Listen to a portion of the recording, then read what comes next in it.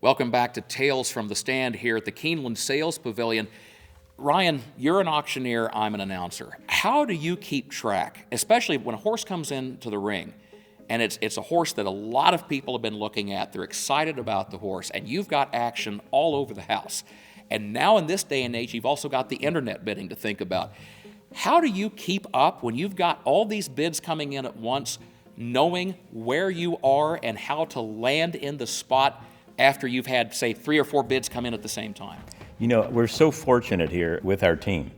You know, with all the bid spotters out there, we have worked so many years together that we're just all on the same page all of the time.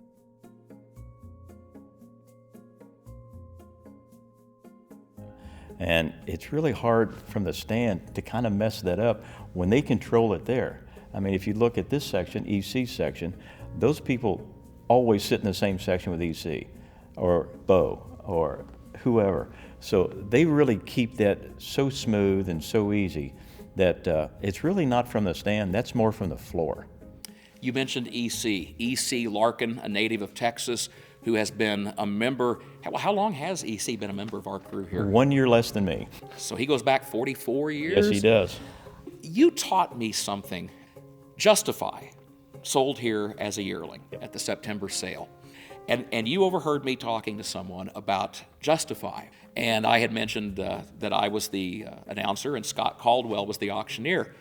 Hip number 50, consigned by Glenwood Farm, Incorporated agent, Chestnut Colt by Scat Daddy.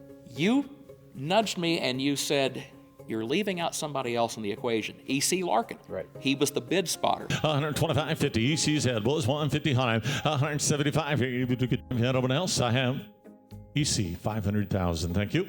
How much does it mean to you as an auctioneer to see when a bid spotter such as EC Larkin takes pride in his job? Good job, good job.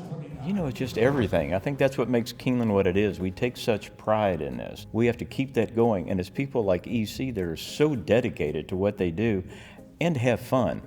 Because I know that you and EC went to see Justify at the farm later, had pictures taken, and he was kind of a proud papa. He really was.